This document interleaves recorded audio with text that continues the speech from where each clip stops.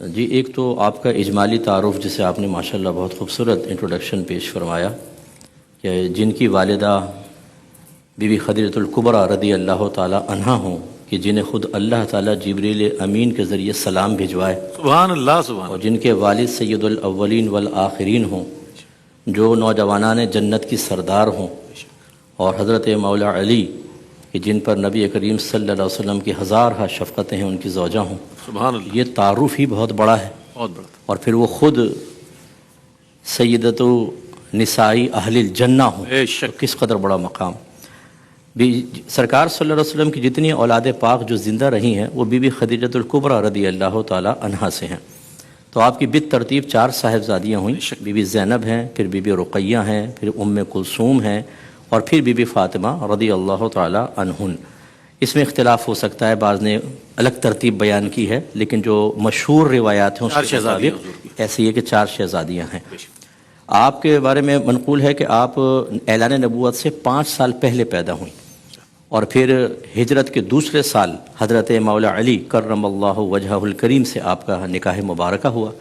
اس وقت آپ کی عمر مبارک 15.5 سال تھی، اور حضرت علی کرم اللہ وجہہ الکریم 21.5 سال کے تھے۔ اور پھر آپ سے ماشاءاللہ 6 اولادیں معروف جو ہیں کہ حضرت امام حسن، امام حسین، امام محسن، پھر رقیہ،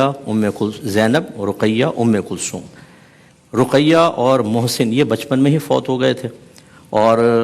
جو بی بی زینب ہیں ان کا نکاح جعفر بن عبداللہ بن جعفر سے ہوا، اور ام کلثوم رضی اللہ تعالی عنہا کا حضرت عمر فاروق رضی اللہ تعالی عنہ سے عقد ہوا ہے۔ اور پھر آپ نبی کریم صلی اللہ علیہ وسلم کی وفات کے سن ہی بعد ہی فوت ہوئی ہیں، اسی سن 11 ہجری کے اندر، یعنی بس 6 مہینے کے بعد آپ کی وفات ہوئی، اور بقی شریف میں آپ کو دفن کیا گیا۔ تو یہ ایک مختصر سا تعارف ہے کہ آپ نے مکہ شریف میں آپ پیدا ہوئیں، اور جتنے بھی پھر معاملات ہوتے رہے مذہب اسلام کے حوالے سے وہ سب آپ نے فیس کیے، ان کو دیکھا، حتیٰ کہ ہجرت بھی فرمائی، اور پھر یہاں پر آ کر آپ نے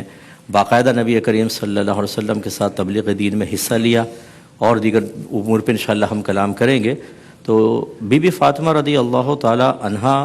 کا یہ اجمالی تعارف ایک بہت بڑی تمہید ہے، کیا بات، ایک بہت بڑے مضمون کے لیے کہ اگر ہم اس اجمال پر ہی غور کریں تو کس طریقے سے